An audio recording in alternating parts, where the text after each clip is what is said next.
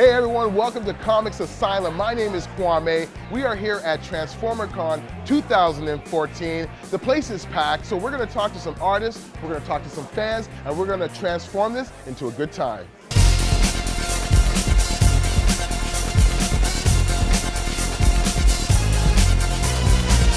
When I was younger, I always loved Transformers. My favorite, Jazz. He was the guy I wanted to be. Do you know what Transformer you'd want to be?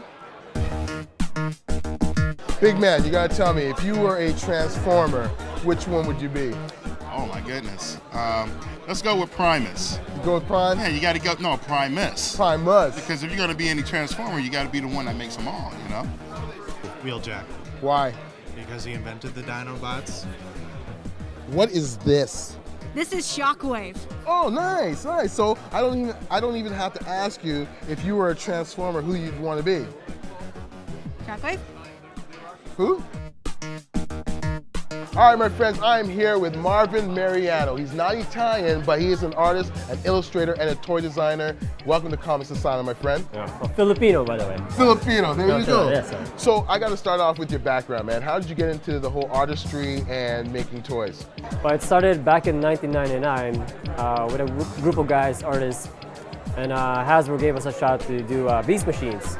Soon afterwards, we started doing other toy designs for G.I. Joe, Lego, and then other products.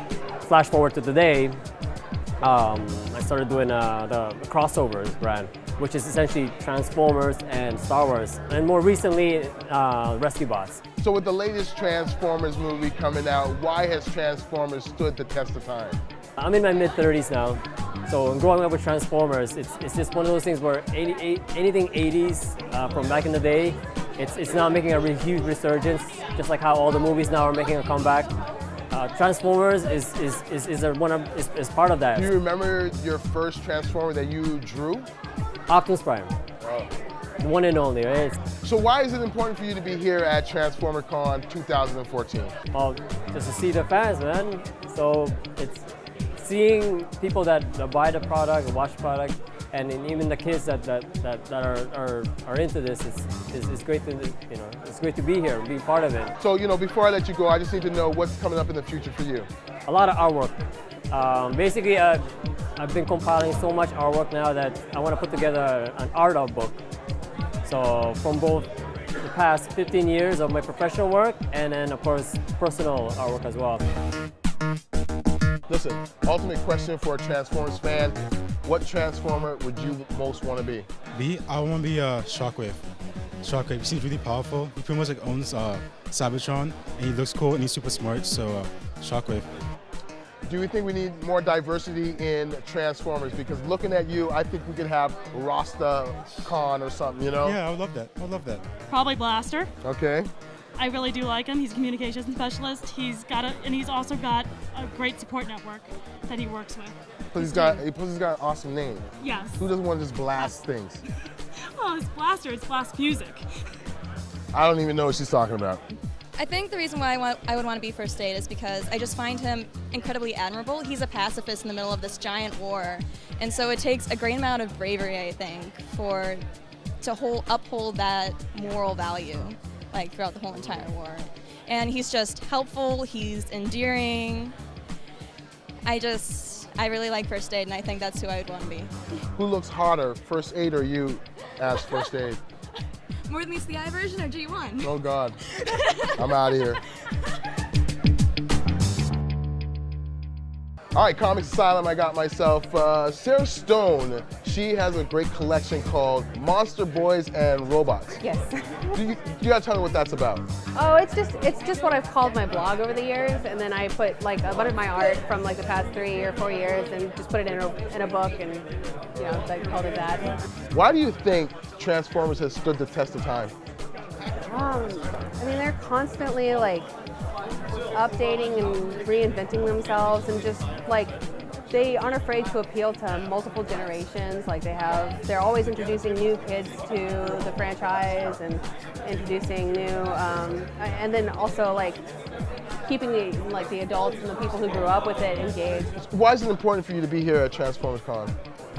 For me, it's just a really awesome opportunity to meet the fans of the book Windblade and stuff like that, and like other Transformers fans. And you know, I'm just a big fan of Transformers, and I've wanted to come to this convention for a long time, just as a guest. So actually being able to come here to like table and stuff like that is really cool. And so tell me about Windblade.